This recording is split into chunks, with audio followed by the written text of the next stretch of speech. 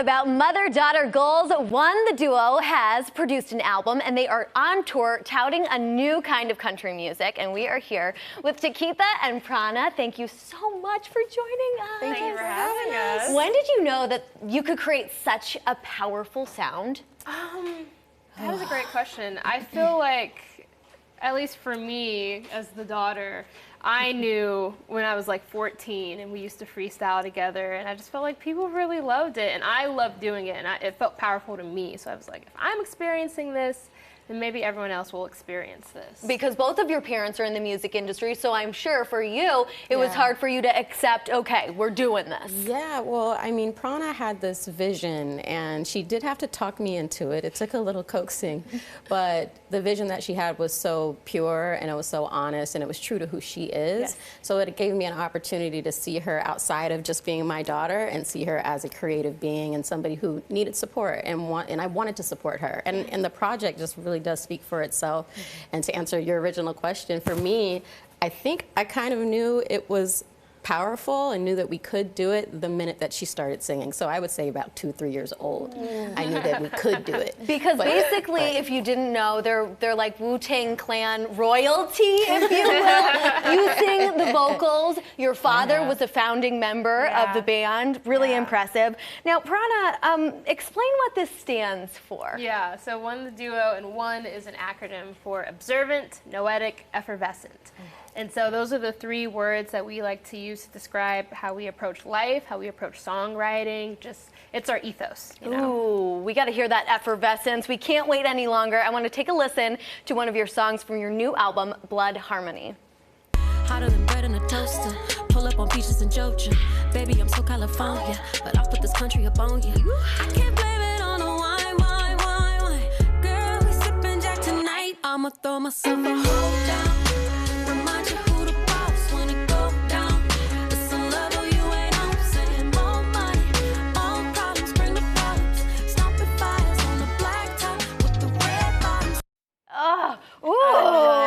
That is a bop, yes, ladies. That's incredible. Now, what I want to talk about is, I've heard you say in interviews that, you know, Black people are in the fabric of a lot of things, including country music, such as Ray Charles. A lot of people don't know that.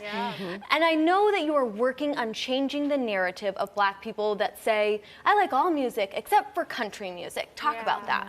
Well, I think with country music, the face and the image around it has often felt like, oh, a certain kind of group is not welcome here. And so I think almost as a defense mechanism, we're like, well, I don't even like that music anyway.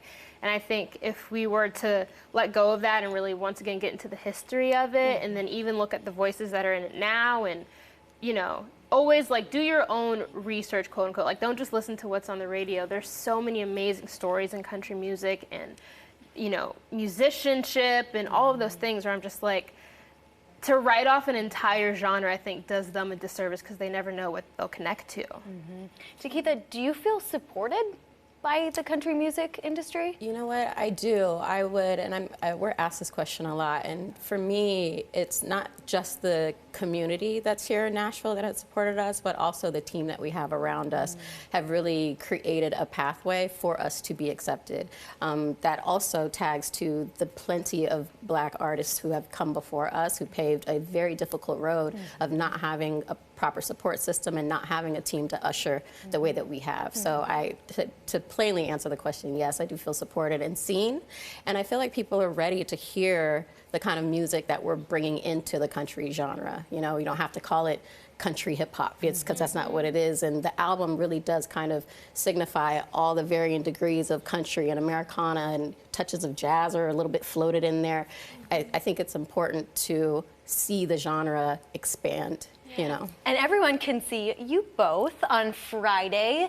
Yes. I want to hear about this big event. You guys are going to be hosting a show. Tell me about it. Well, we're performing at Analog this Friday. I'm so super excited because rehearsals have been so fun. And stellar. We've got Tim Gent and Jemiah opening for us, who are hip hop and R&B artists, and we thought it would be fun to kind of melt those worlds together because it's such a part of our history. They're like, nah, let's have like a hip hop artist open up and support us on this. And so we'll be doing songs from Blood Harmony. We'll be telling stories. Our family's going to be there. It's going to be a fun time. Yeah.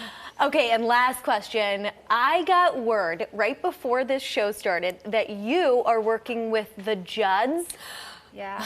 Yes. We're on the Judds tribute album. Yes. Which Produced is by like, Brent Mayer. Yeah. Insane. Yeah. I couldn't even believe it. We sang a song with Wendy Moten, who we love. Yes. She's a phenomenal vocalist. It's actually ridiculous to like be in a studio with her.